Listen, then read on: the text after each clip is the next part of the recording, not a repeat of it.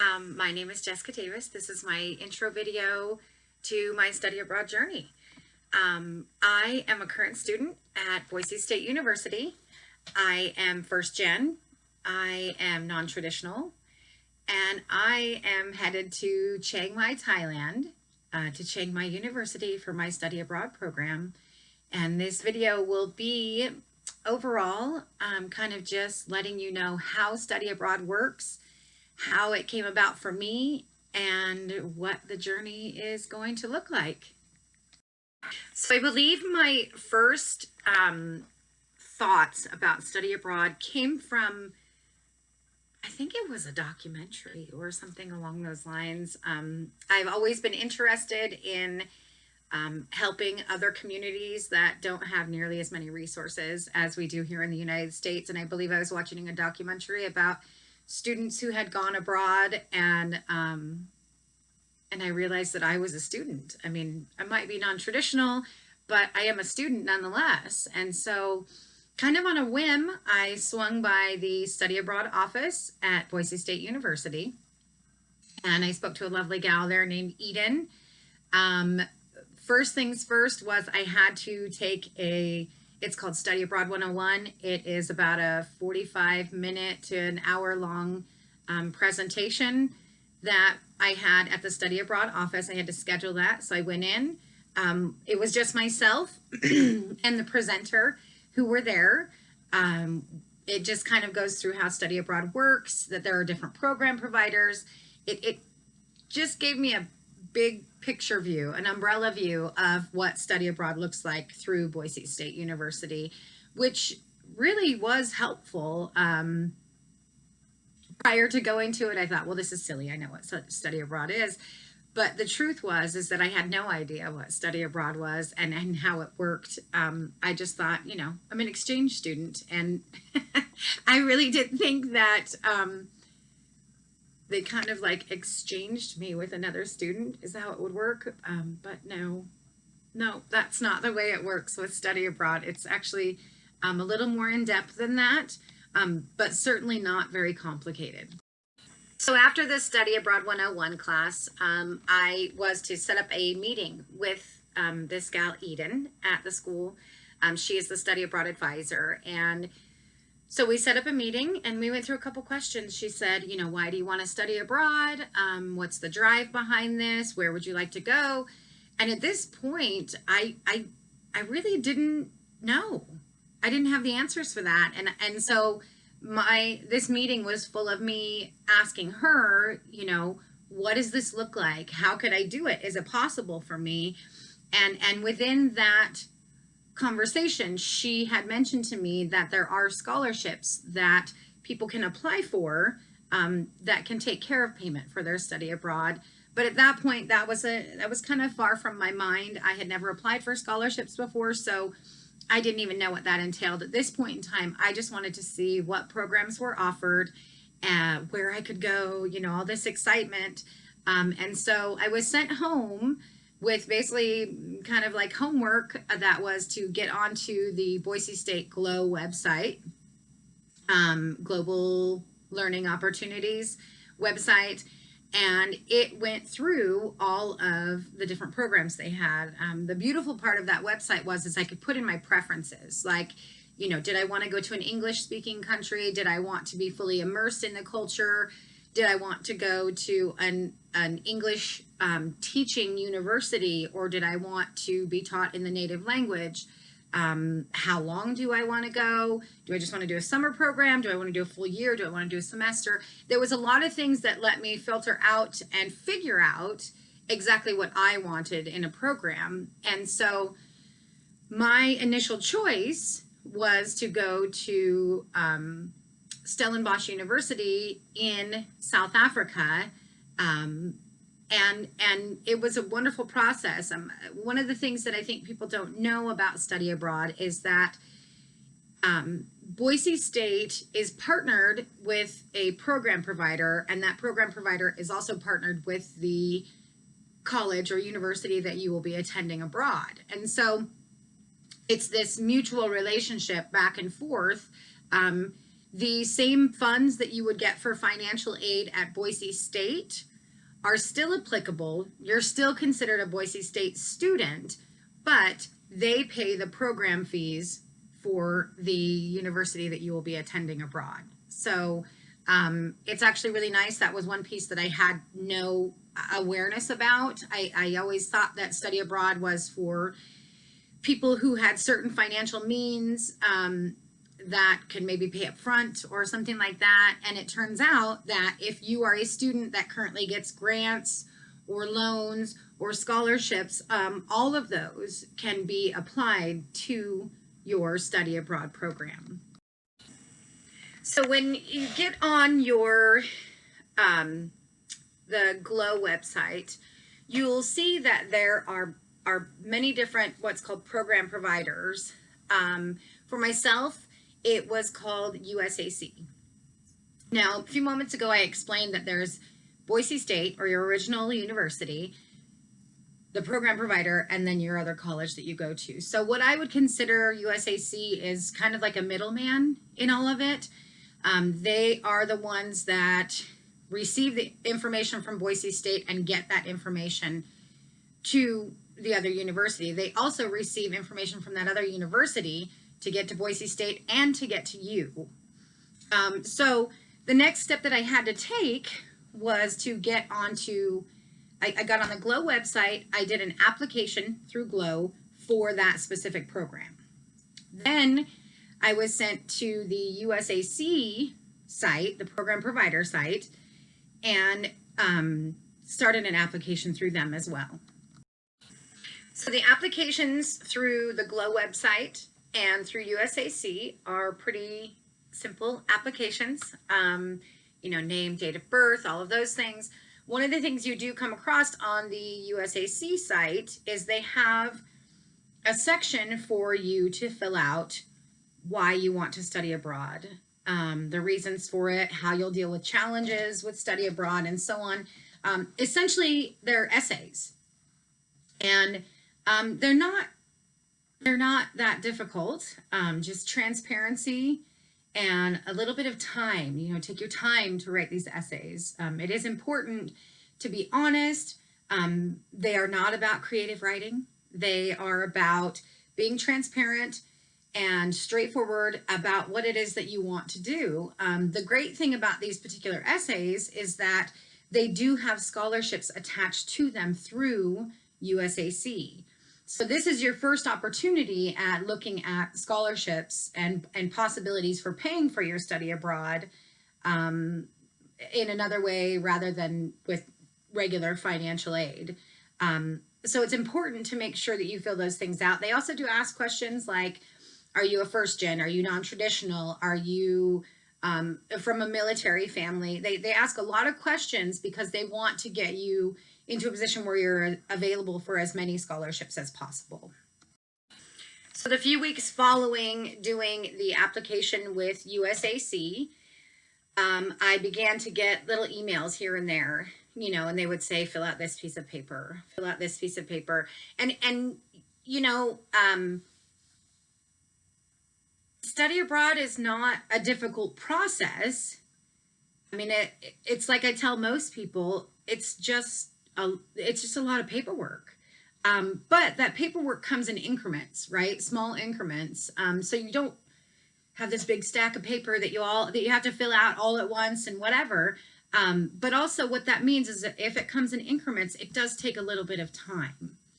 And so my suggestion would be is to begin thinking about your study abroad journey a bit ahead of time, you know, a semester or more ahead of time. And so I'm talking at least 6 months, maybe more, that you begin looking at what program it is you want to do and start applying for the things necessary to apply for to get to that program. So one of the most exciting pieces of my study abroad journey thus far, now obviously I haven't left the country yet, but in the application process is the more paperwork that you get from your program provider, the closer you get to getting acceptance. And so my first letter of acceptance was from USAC, and they sent me this. First, they sent me a pre-approval or pre-acceptance letter and said, as long as this piece and this piece are done, you're in. So I got that sheet through my email, and I was dumbfounded. I was blown away. I was really grateful. I couldn't believe that me, a person who had children very early in life, a person who had lived in poverty for many years, a person who stopped by the study abroad office kind of on a whim, was getting this acceptance. But one thing I can say is once I started the process of pursuing a study abroad program, I was fully committed, right? So those essays that I did them 100%. And anything on the applications, I did 100%. And as I said before, the transparency is a huge piece of all of this. In order to get the scholarships that you're hoping to get, I believe that being transparent about your goals and where you're at in life and what you're hoping to become and how you can contribute to your community and the community abroad, those pieces are extremely important, extremely important. And it doesn't mean like over prepare. What that means is be honest. Because if you're someone who really wants to study abroad, you have a passion for something, is what I'm assuming. So show that passion. Show the people who are reviewing these essays that you have a deep-seated passion for what it is that you want to do in the future. So a few days later, after getting that acceptance letter, the pre-acceptance letter, I received the acceptance letter from USAC. Now, each one of these steps is like, man, it feels so good because it's always a surprise to me. I'm always grateful. So I get this acceptance letter from USAC, and then they say, now we just have to wait for the acceptance letter from the university that you're going to go study abroad at. So then you're stuck in this position of waiting again and anticipation. But at this point, you've already been accepted into a program that you didn't assume you'd be accepted into in the first place. So I waited, I think it was just a couple days, maybe a week. And in my email, all of a sudden, I get this beautiful letter with this wonderful logo on the top from a university in South Africa that says, congratulations, you're accepted into Stellenbosch University.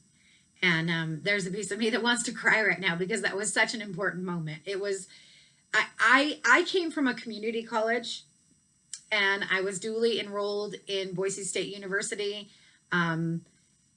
Each one of these acceptance along the way, being accepted to the community college, then being accepted into Boise State University, and now being accepted into the study abroad program, and then being accepted into an international university. I was so grateful for each one of these opportunities. And, you know, I think that a lot of us, particularly if we come from a bit of a checkered past, whatever that may be, we've been told for a long time that these things aren't possible for us. And I think it's important to remember and to know that someone like myself, who has all that history that I've already gone through with you, has just as much of an opportunity as anybody else. They don't expect perfection. They don't expect you to be some insanely genius academic. They do have expectations of, you know, you do have to have a certain GPA, but a very achievable GPA for most of the programs. And they expect you, I believe, to have that passion.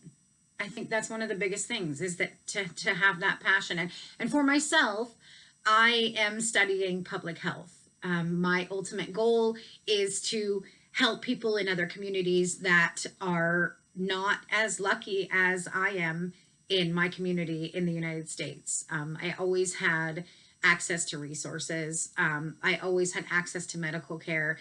There are places that do not have that. And so I'd like to be a piece of the solution for that. And that was really important to relay in my essays across the board. So I want to talk about cost.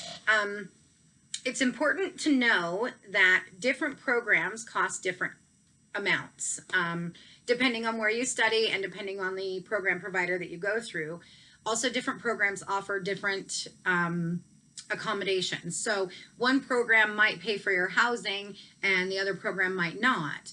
But that same program might include a bunch of field trips and the other one may not. I mean, you have to do your research when you get on the initial site, like your university's website and the program provider's website, as to what they do and don't offer. And if you have any questions, my advisors, oh my goodness, my BSU Study Abroad Advisor, Eden, and then my USAC Study Abroad Advisor, Belen, have been absolutely fantastic. I am a person who tends to get a little anxious about things. I am also a person who needs to know each and every detail about something. So if I didn't understand something, which was often, I will admit it was often, I would email them. And they were both absolutely wonderful and got back to me as soon as they possibly could to answer any of my questions. And I do sometimes feel like a thorn in their side. But at this point in time, I'm really grateful for the both of them. They've been a huge help in all of this. So back to cost. So you will find programs that may range from $6,000 all the way up to $25,000, you know, and it just depends on what you're looking for. I would say that for myself, cost was an important piece of the puzzle, because what I had to consider was, if I don't receive any scholarships, how can I take care of payment for this on my own? And what I found out was, you know, I had chosen some of the lower end ones, and I had spoken to the financial aid office, and I had found out that my financial aid would cover the costs of these lower end programs, which was fantastic. It put me in a position where I felt like I was comfortable to go. But I had also, at this point, applied for a couple of the big scholarships. There is Fund for Education Abroad. That's a good one. There are usually scholarships through your university for study abroad specifically. And then I had also applied for a women's scholarship. I applied for a first gen scholarship. I applied for all the ones through USAC. And then I also applied for the Gilman scholarship. I was pretty excited about all of them. As I said previously, I had never applied for scholarships in the past, and so I wasn't quite sure how the process went.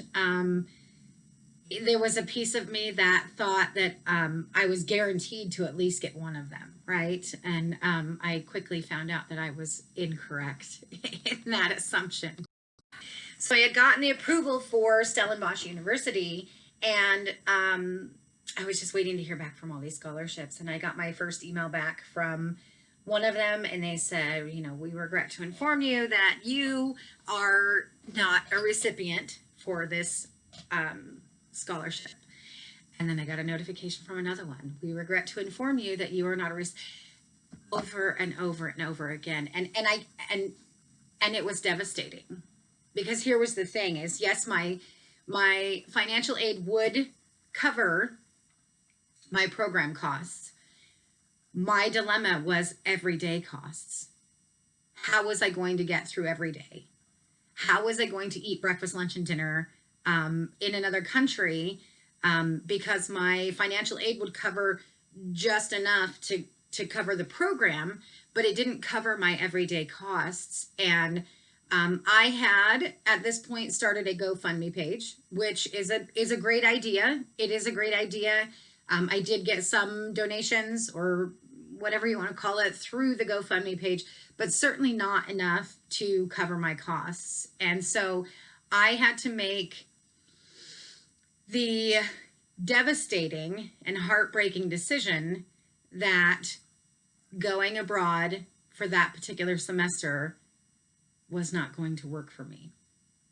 And so I sent out the email to Eden, to USAC, and just said I didn't get any of the scholarships, and I was really counting on them to help supply that daily budget. Because I didn't know, I'm a full-time college student. I do own my own business. It's a very, very, very small business. Let's be really clear. It's a very small business. So I make enough money to get by. But there's no excess to that. So I was heartbroken.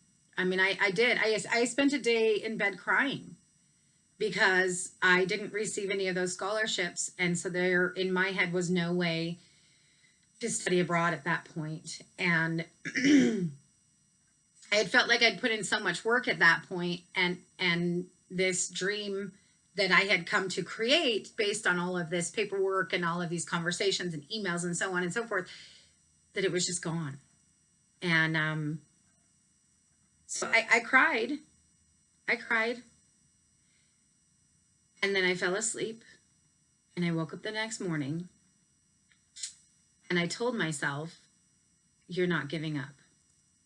You have invested far too much into this process to give up. And you know it's possible for you. You just have to figure out the financial aspect. And so all this time, while all of this is going on, over here is the COVID is happening. The COVID is happening. So I was originally supposed to leave for that first acceptance was in July of 2019. No, 2020, excuse me. 2020. I had gotten all of this paperwork and everything done, and that's when I was supposed to leave for Stellenbosch. And I got in touch with USAC, and I asked if what I could do. I'm not giving up. What do I do? And here was the beautiful thing, is they said, you can defer it. You can take your application that you've already done, and you can bump it over to the next semester. And so, awesome, right? I mean, I did have to refill out some of the stuff, not all of it, but some of it I had to refill out. And I was able to defer my paperwork. Now, at this point in time, I had this realization that I had maybe chosen a program that was beyond the costs that I could come up with. So my new thought process was, I have to be able, without any help, be able to find out a way to pay for this program on my own, right? That was my thought. And I did speak to my advisors about the scholarships, and they said, reapply. Just reapply for them, reapply for all of them. So I did that. But I also, at the same time, decided to change my program. I looked on the USAC website, checked out all the different costs of all the different programs, and decided to go with one that still met the needs of my academic needs, but also potentially my financial needs. So what I was looking at essentially was getting a program that if I could save a little bit of money for, if I could also get a little bit of a refund back while abroad, then I'd be able to live. I'd be able to live scarcely, but I'd be able to live. It wouldn't have been the first time that I've lived poor in my life, right? So that's what I did. I chose another program. And the program that I chose was in Bangalore, or Bangalore. It's also known as Bangalore, India. The program was a little bit less expensive by a couple $1,000s. It's a lot less expensive in my book.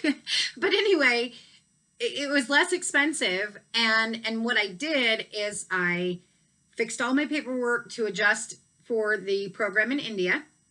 I went back and I filled out all the scholarships again. And I just told myself, you're going to do this. And so I did it. And through all of it, there was this little piece of me back here saying, like, you're crazy. You're crazy. You've already been rejected by these scholarships. COVID is happening, all these different things. And lo and behold, I get the pre-acceptance letter again from USAC. They have to go through the whole process, no matter what program, defer your program, whatever, they have to do it again. So I get the pre-approval. Then I get the acceptance. Then I get the acceptance letter from the Indian University. But a couple days later, no, it was that same evening, I get an email from Belen at USAC that says, I regret to inform you, but we've canceled the program for India due to COVID. Oh, talk about defeating. Oh, I was heartbroken. Okay. Don't be heartbroken, right? Get back online, see which programs are still there. Because Belen was communicating with me that, many programs had been canceled, but there were still some that were thumbs up, right? So at that point, I get on the USAC and I choose Konkan, Thailand. Fantastic. Start the whole process again. Change the scholarships, change the USAC paperwork, change the BSU paperwork, all of that. And within a week or two, I get notification that Konkan is not happening due to COVID. Right? Big, deep breath. Now I've really, really invested some time, energy, paperwork into this process. And so I get back on the USAC site, which programs are still available, which are still available. Okay, Costa Rica. Costa Rica is still available. I start the process. I send Belen an email and I say, I want to do Costa Rica. And she comes back and says, I'm really sorry, Jessica, but Costa Rica is not happening. COVID is causing Costa Rica to not happen. So at this point, I've been approved for multiple international universities, and due to COVID, I'm not able to do my study abroad program. So here's what's great, is that I know Belen could see that I was heartbroken, but I know that she also could see that I was persistent and I wasn't going to give up on this dream. So she said, what we're trying to do is all of the people who still want to study abroad, we have a place in Thailand who is saying, come here. We want your students to come here. We want tourism. We want these international relationships. We want this. And it was Chiang Mai University in Chiang Mai, Thailand. Now, having just gone through all of these rejections and doing all this paperwork and so on, there was a piece of me that was trepidatious. Of course, it was trepidatious, but I thought, I have already invested so much into this. I'm not going to give up. I know that my grades have allowed me to be accepted, that my transparency has allowed me to get accepted, that my persistence has allowed me to get accepted to all of these other universities. So let's try again, right? So I did. I redid the scholarships. I redid the USAC paperwork. I redid the VSU paperwork. I redid all of that paperwork, got the pre-acceptance, got the acceptance, and then I got the acceptance from Chiang Mai University. And one of the things that is key for any study abroad is the travel advisory level. Okay, so you have 4 levels of travel advisory. 1 and 2, you can go study abroad. 3 and 4, your program is not going to be happening. Okay, so with COVID, obviously, that those advisories have been changing a lot, but I kept looking into Chiang Mai and I kept watching their numbers were in the single digits.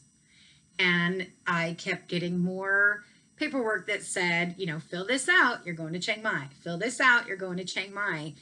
And there has been this hope the whole time but this little tiny voice again in the back going, "Ooh, don't let it fall through. Oh, don't let it fall through," because it's been my experience.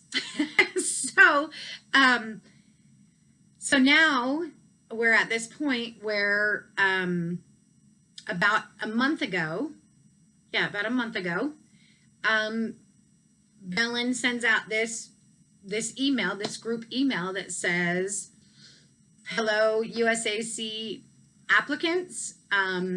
On such and such date, we're going to have a pre-orientation for your study abroad to Chiang Mai." Now, this piece I had never gotten to in any of my other study abroad opportunities. So I knew this was a big deal. I knew that we had gotten further into this than I had with any of the others. And it was very exciting. And so we had this pre-orientation thing where I got to essentially meet all of the other people. It was through Zoom, but I got to meet all the other people that will also be going to Chiang Mai. But as all of this is going on in the background, I am getting emails about my scholarships. And so I received an email from Fund for Education Abroad. And the opening words on that email were, "Congratulations." I was blown away. So I open up this email and it says $5,000 scholarship. And I'm like, oh my gosh, like this persistence has paid off, da, da, da, da, da. And as I begin to scroll through the email, I see that it says it's a scholarship for India. The program that has been, due to the borders being closed and COVID, it's for that program.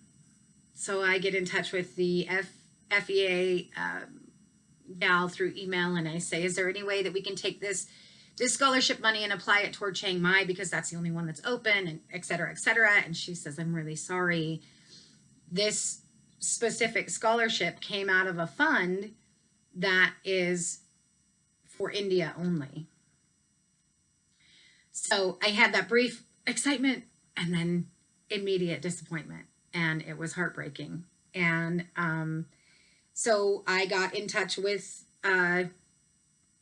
with Eden and with Belen, and I let them know. And again, they could both tell that I was really just beat up at this point. And Belen did an amazing thing. Rather than making me wait any longer to know about the scholarship from Boise State, she said, let me check in with our scholarship team and see basically where your application is here. And so, she wasn't able to tell me anything right away. But she at least offered to make that a possible solution. So back to the meeting with Belen. So we had a chance to kind of visit with each other. They filled us in on what to expect, some more paperwork that we needed to fill out. We got an opportunity to meet our resident director. Her name is June. She seemed wonderful. She explained to us how some of the things were going to come together. And one of the bits of information about going to Chiang Mai is that we do have to quarantine for 2 weeks. When we were flying into Bangkok, we're going to quarantine for 2 weeks, and then we'll go to Chiang Mai, which is okay with me. I'm completely fine with it. I am getting this amazing opportunity to be a part of the international community, and I can't say how grateful I am for it. So quarantine is, that's 14 days of my life that it's okay. It'll be fine. So, I had told Belen and Eden about the rejection from the FEA, or not rejection, but the scholarship that was for India. And I began to think in my head, now hold on a second. Should I just defer it?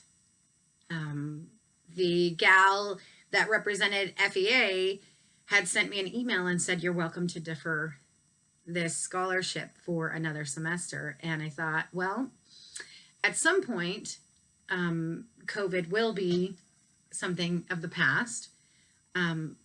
So yeah, why would I turn down this opportunity? When else am I going to get the opportunity to study in India and have my program be paid for via a wonderful scholarship? So I let Belen and Eden know that I was going to go ahead and do India in the summer of 2021. I was going to defer my scholarship, and I was going to do the program that semester. So just for a 6-week semester, but still, India for 6 weeks, crazy.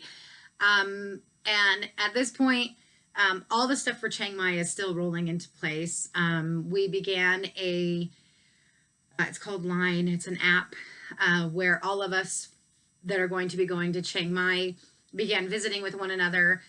We got our instructions for how to get our visas from Belen. And so we began that process. And what was beautiful is because we started this conversation via Line, we were able to say, hey, did you get this done? Did you get that done? All of those things, and bounce ideas off of one another. It was really good to connect with all of the people from the program. And whilst all of this is going on, all of a sudden I get an email from Gilman, and Gilman is a really prestigious, awesome, helpful networking opportunity scholarship, and the first sentence of it says, "Congratulations." And all of a sudden I've gotten a scholarship from Gilman, and immediately I went to the acceptance letter of it to check and see what country it was for, because I had applied for so many, and it was for Chiang Mai. It was for Chiang Mai. And so right around the same time, I get an email back from Eden that says I've also gotten the BSU scholarship as well. So at this point, my entire program is being paid for. My entire program in Chiang Mai is being paid for via scholarships, and my entire program in India is being paid for via scholarships. And that is amazing. Amazing. Now, I have already explained all the trials on the way to this, right? I've done a lot of paperwork. I've been rejected. It feels like punched in the stomach a couple times in this process, and yet I insisted on being persistent and not letting go of this dream just because I was punched in the stomach a couple times. And now I'm going to 2 study abroad programs in 2 different countries that are completely being paid for by scholarship. So it's so important to remember that if you are a person who is interested in study abroad, and the first time that you apply for these scholarships or the study abroad program or anything like that, if you get rejected, do not stop at your first try. Don't stop. Do it again. Revamp your essays. Be even more transparent. Be even more honest. Let them know your passion. Be clear about your passions, because now, again, 2 different countries, 2 different programs, completely paid for by scholarship.